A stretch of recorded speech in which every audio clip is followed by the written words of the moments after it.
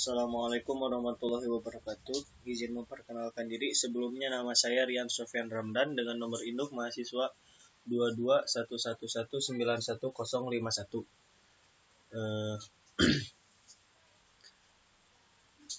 Saya dari Fakultas Teknik Universitas Jenderal Ahmad Yani, jurusan Teknik Elektro angkatan 2019. Dalam kesempatan kali ini saya akan menjelaskan tentang dasar semikonduktor dan dioda.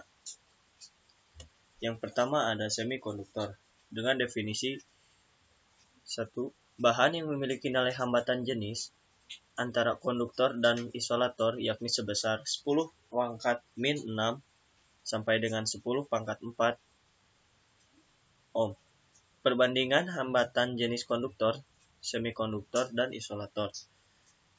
Yang pertama dari bahan, ada hambatan jenis, juga sifat. Dari bahan yang pertama ada bahan tembaga dengan hambatan jenis 1,7 dikali 10 pangkat min 8 yang bersifat konduktor. Yang kedua ada bahan silikon pada 300 derajat Kelvin dengan hambatan jenis 2,3 dikali 10 pangkat 3 yang bersifat semikonduktor. Yang ketiga ada bahan gelas dengan hambatan jenis 7,0 dikali 10 pangkat 6 yang bersifat isolator.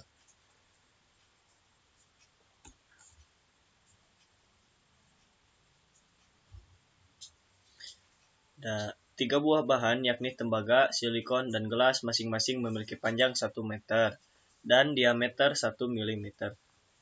Jika pada kedua ujung bahan tersebut terpasang tegangan 10 volt, tentukan besarannya arus yang lewat masing-masing bahan tersebut. Dijawab. Hitung dulu R dengan rumus sebagai berikut. R sama dengan hambatan jenis dikali panjang bahan per luas penampang. Di sini A atau luas penampang ini sama dengan VR pangkat 2. Dan di sini mencari R. Kenapa di sini mencari R? Karena di sini dalam bentuk tabung dan memiliki diameter.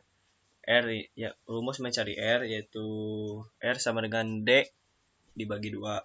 Selanjutnya dihitung I untuk masing-masing bahan dengan rumus I sama dengan V per R. Nah, setelah mencari R dengan rumus ini untuk masing-masing bahannya, kita bisa langsung mencari sebagai berikut. Nah, di sini I untuk tembaga sama dengan 0,46 dikali 10,3 ampere. Sedangkan untuk silikon, I sama dengan 3,41 dikali 10 pangkat min 9 ampere. Dan gelas 1,12 dikali 10 pangkat min 12 ampere. Perhatikan, arus yang mengalir pada bahan-bahan tersebut dari yang terbesar adalah pada konduktor atau tembaga, semikonduktor atau silikon, dan isolator atau gelas. Bahan-bahan semikonduktor. Yang pertama, trivalen. Logam-logam yang memiliki atom dengan jumlah elektron terluar 3 buah, seperti baron, gallium, dan indium. Yang kedua ada tetravalen. Logam-logam yang memiliki atom-atom dengan jumlah elektron terluar 4 buah, seperti silikon dan germanium. Yang ketiga ada pentavalen, yaitu logam-logam yang memiliki atom-atom dengan jumlah elektron keluar 5 buah, seperti fosfor, arsenikum, dan antimon. Di sini ada tabel periodik semikonduktor. Pada golongan 3 terdapat 3 buah terluar elektron, dan golongan 4 ada 4, dan golongan 5 juga terdapat 5. Bahan-bahan semikonduktor, bahan yang paling banyak digunakan adalah Si dan Ge. Jumlah elektron Si adalah 14 buah, Jumlah elektron Ge adalah 32 buah. Jumlah elektron valensi atau elektron terluar Si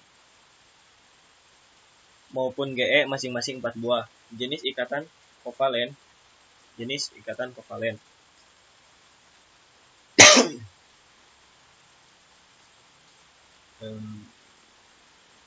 Bisa dilihat dari sini, Si adalah silikon dan Ge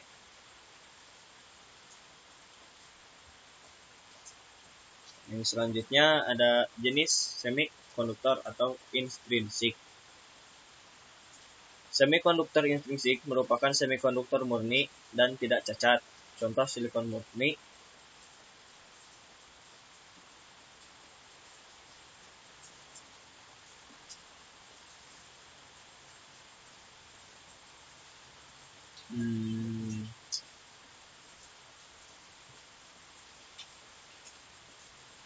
Contoh silikon murni di sini ada ikatan kovalen,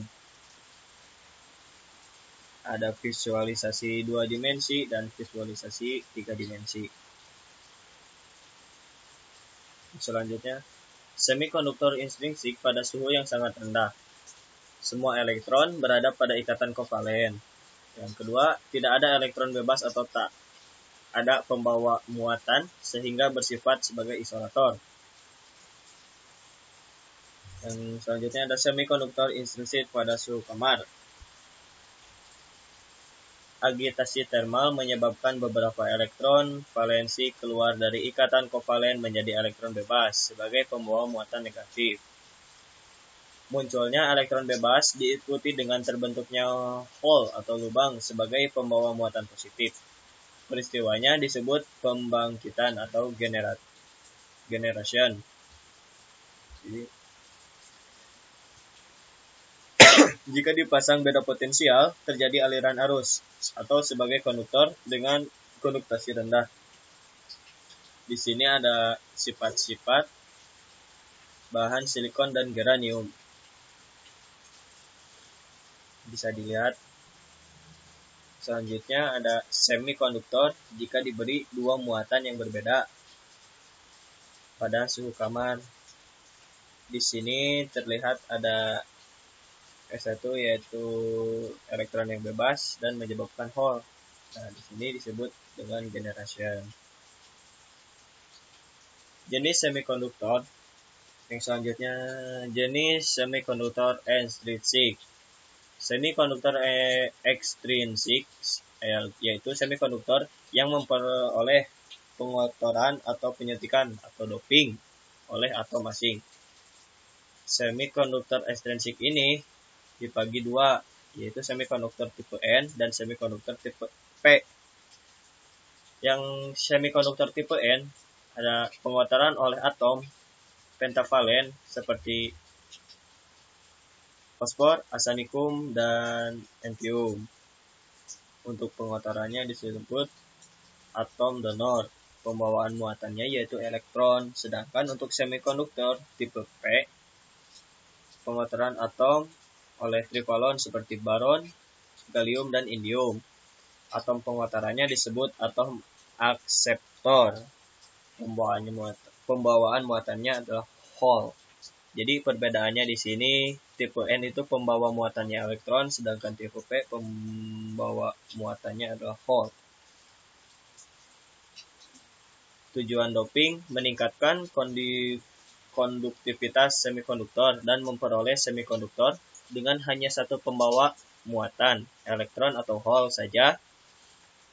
Perbandingan doping atom dopan sama atau murni 1:10⁻⁶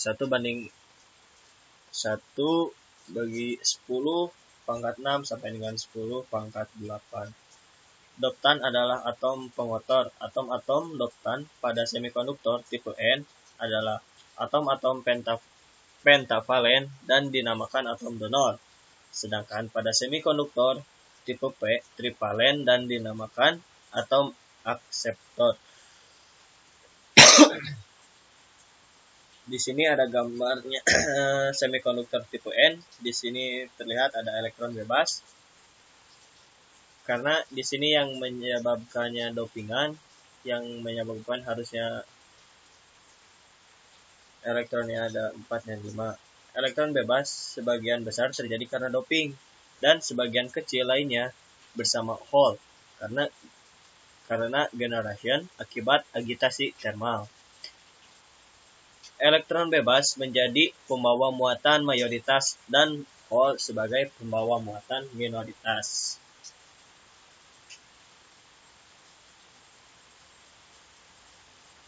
Dan untuk tipe P ini sebaliknya, di sini malah terjadi Hall yang seharusnya plus 4 jadi menjadi plus 3. Dijelaskan juga di sini Hall sebagian besar terjadi karena doping dan sebagian kecil lainnya bersama elektron bebas karena generation akibat agitasi thermal. Hall menjadi pembawa muatan mayoritas dan elektron sebagai pembawa muatan minoritas. Selanjutnya ada piranti semikonduktor. Beberapa piranti semikonduktor seperti dioda, pertemuan PN, transistor, termistor, dan SRC, dan lain-lainnya. Dan selanjutnya ada dioda pertemuan PN. Suatu pertemuan PN adalah kristal tunggal semikonduktor yang pada satu sisinya mendapat penyuntikan atom aseptor dan pada sisi yang lain mendapat penyuntikan atom donor. Pertemuan PN merupakan blok bangunan dasar, basic building block bagi piranti semikonduktor. Dioda pertemuan PN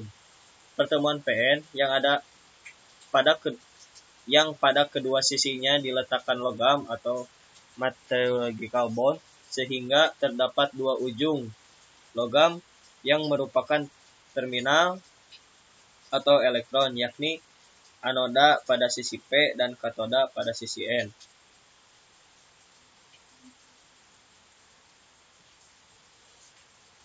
Di sini ada gambar pertemuan PN.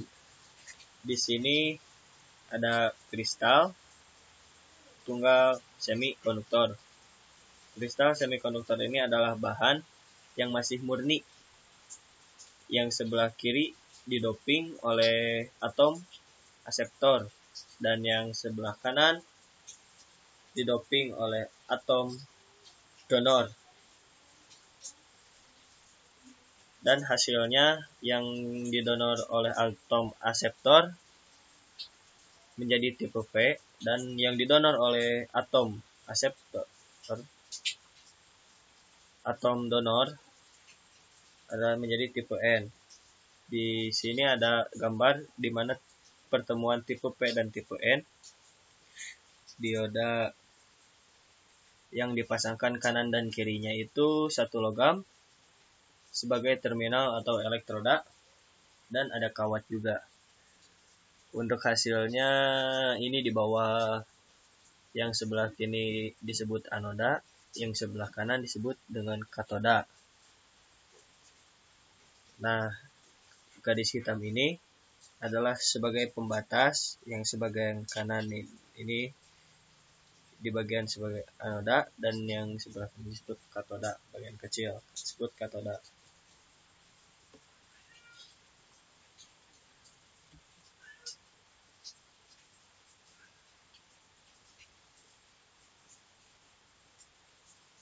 Yang selanjutnya ada pertemuan PN terbuka.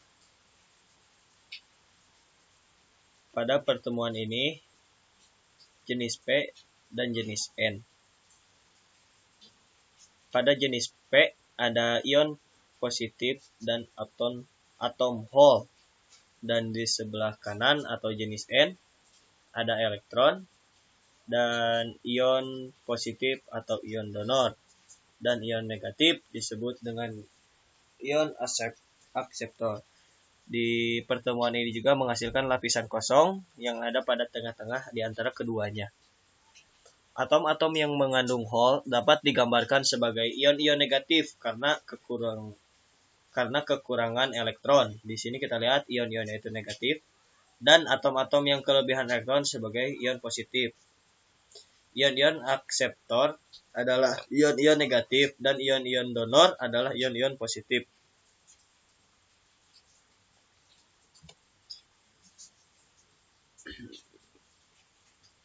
Yang selanjutnya ada lapisan kosong. Saat P dan N dipertemukan, terjadi difusi elektron ke arah P dan difusi hole ke arah N, menimbulkan arus difusi ke kanan. Terjadi recombination atau penggabungan di sekitar bidang pertemuan sehingga elektron dan hole lenyap. Di sekitar bidang pertemuan tak dapat pembawa muatan, disebut daerah pengosongan atau depletion region. Seperti di gambar ini ada lapisan pengosongan. Yang selanjutnya ada tegangan penghalang.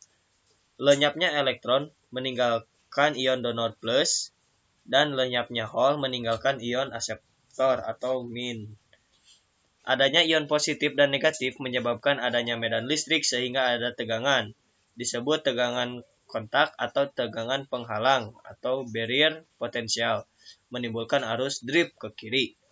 Karena pertemuan PN ini terbuka, maka ada kesetimbangan antara arus drip dan dengan arus difusi. Pertemuan PN dengan prasikap maju atau forward bias. Di sini ada gambar input positifnya menuju anoda dan keluarannya menuju katoda. Adanya VD menyebabkan arus difusi lebih besar dari arus drip. Jika potensial penghalang sebelum diberi VD adalah V0, maka potensial penghalang turun menjadi VO min VD. Daerah pengosongan menjadi sempit. Pembawa mayoritas punya energi yang cukup untuk melewati potensial penghalang. Hole dari sisi P atau pembawa mayoritas dapat melewati daerah pengosongan menjadi pembawa minoritas dan di sisi N. Elektron dari sisi N atau pembawa mayoritas dapat melewati daerah pengosongan menjadi pembawa minoritas di sisi P. Jumlah arus dari elektron dan hole merupakan arus total yang lewat dioda.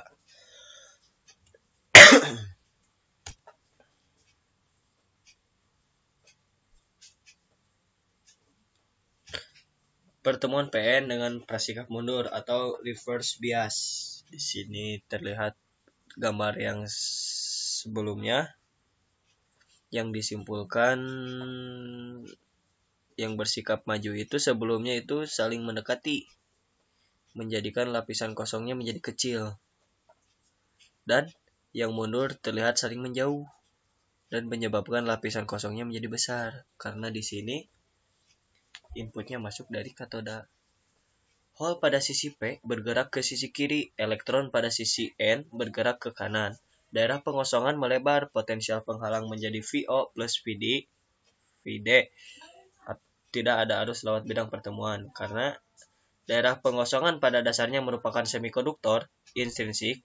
Agitasi termal dapat menyebabkan terjadinya generation sehingga muncul pasangan elektron dan hole pada daerah ini. Pengaruh medan listrik yang terpasang terhadap adanya elektron dan hole di daerah pengosongan menyebabkan terjadinya arus yang arahnya dari katoda ke anoda dan disebut arus balik. Saturasi yang besarnya 10 pangkat min 8 sampai dengan 10 pangkat min 14 ampere.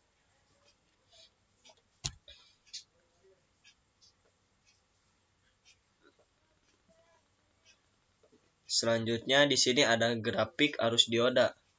Di sini pada saat bias maju perlahannya itu dari 0 dan akan terus naik sampai stay di 0,7 volt. Dan di bias mundur akan selalu 0 terus 0. Namun jika sudah diberikan muatan yang lebih, jika seperti ini nih 100 volt akan mengalami breakdown yang tadinya 0 karena si dioda sudah tidak menjadi atau sudah tidak mampu lagi menahan. Di sini ada simbol dasar analisa dioda. si dioda anoda bisa simbolnya bisa kotak di sini atau segitiga dengan garis tegak. Di bagian anoda biasanya bagian hitamnya itu lebih besar dan katoda itu bagian hitamnya itu lebih kecil. Untuk yang segitiga dan garis tegak ini biasanya anoda berada di simbol segitiga dan katoda itu berada di simbol yang garis tegak lurus. Jenis-jenis dioda di sini ada jenis-jenis dioda bisa kita perhatikan, ini biasa dioda yang umum dipakai. Ada junction dioda, linear dioda, tuner dioda, Stumpf dioda, fraktor dioda, dan lain-lainnya. Di sini juga ada lighting emitting dioda atau LED. Yang selanjutnya ada jenis dioda dan penggunaannya. Dioda silikon untuk penyearah arus, pengaman tegangan kejut. Ada IN4001, IN4007, IN5404. Yang kedua ada dioda Zener untuk mengatur tegangan Zener. Ada 0,2 volt, Zener 3,2 volt. Dioda bridge untuk penyearah gelombang penuh pada rangkaian satu daya. B40C800 kiprok pada kendaraan bermotor. LED atau LED emitting dioda sebagai lampu indikator, konsumsi arus rendah 5 ampere, long lifetime 1,5 sampai 3 volt. Nah, di sini ada rangkaian dioda, garis beban dioda dari gambar dengan menggunakan hukum tegangan Kirchhoff diperoleh V sama dengan V input min I dikali RL, dengan RL adalah tahanan beban. Karena ada dua variabel yang belum diketahui nilainya, yaitu V dan I. Diperlukan suatu petunjuk lagi, yaitu karakteristik dioda. Dan di sini ada grafik gambar garis beban melalui titik I sama dengan 0. Titik potong V adalah V sama dengan VI. Dan V0 dan V sama dengan 0. Titik potong adalah I sama dengan VI per RL.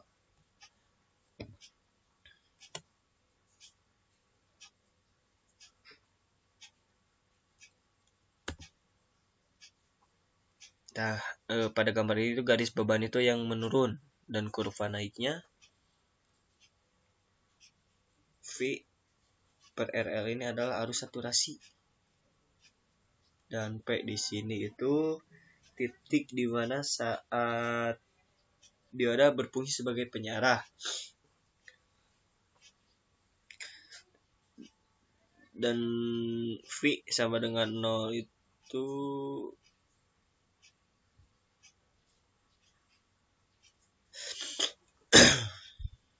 titik I sama dengan 0. Yang selanjutnya ini ada kurva karakteristik dinamis. Hubungan arus terhadap tegangan masukan VI bervariasi disebut karakteristik dinamis. Lereng garis beban adalah tetap karena resistansi beban RL tetap. Yang membedakan dengan gambar yang sebelumnya, di sini adanya keberagaman saat V aksen berubah. Dan inilah gambarnya seperti ini, bisa kita simak bersama-sama. Yang selanjutnya ada model dioda. 1. Pendekatan pertama, dioda ideal. Pada keadaan forward bias, dioda dianggap sebagai saklar tertutup karena hambatan pada dioda dianggap bernilai 0.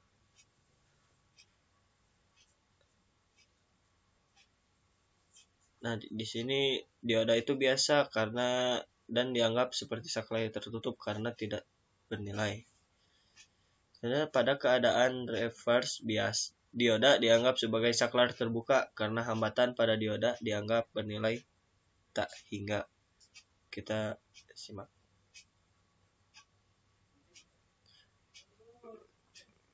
Kita simak gambarnya. Di sini diodanya itu inputannya itu dari katoda. Nah, itu di gambar itu terlihat saklar itu terbuka. Dan itu di sebelah kanan ada gambar grafik.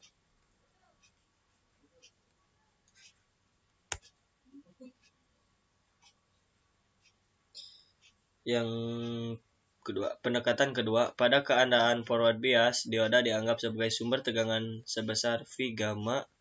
V gamma untuk silikon sama dengan 0,7 volt atau 0,6 volt, dan V gamma untuk germanium 0,2 volt atau 0,3 volt. Dan di sini itu terlihat dianggap sebagai sumber tegangan, namun di atas itu arahnya berlawanan. Pada keadaan reverse bias atau keadaan membalik, dioda dianggap sebagai saklar terbuka karena hambatan pada dioda dianggap bernilai tak terhingga.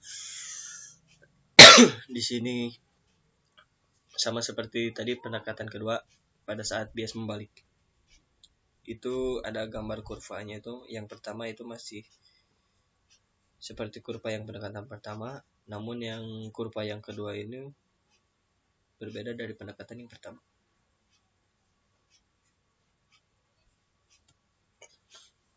Selanjutnya pendekatan ketiga, pada keadaan forward bias, dioda dianggap sebagai sumber tegangan sebesar V gamma untuk silikon 0,7 atau 0,6 dan V gamma untuk germanium 0,2 volt atau 0,3 volt dengan resistansi forward RF yang terpasang secara seri. Di sini ada sumber tegangan yang dipasang secara seri dengan adanya resistansi forward atau resistan RF ini. Pada keadaan reverse bias, dioda dianggap sebagai resistansi reverse. Dan ini kurvanya itu masih sama pendekatan satu. Dan di sini perbedaan dari yang reverse biasnya itu beda dari pendekatan 1, 2 maupun yang ketiga. Selanjutnya contoh soal, perhatikan rangkaian dioda di samping ini. Gambarkan rangkaian pengganti atau rangkaian ekuivalen dan hitung besar tegangan dan arus dioda menggunakan pendekatan 1, 2, dan 3. Untuk pendekatan 1, gambar pertamanya itu ada gambar dioda tersebut. Untuk pendekatan 1 diganti menjadi saklar tertutup. Dan rumusnya ID sama dengan V input per RL sama dengan 10 volt per 100 ohm menghasilkan 0,1 ampere. Dan untuk pendekatan kedua, dioda digambarkan seperti tegangan input namun berlawanan. Dan rumusnya itu V input min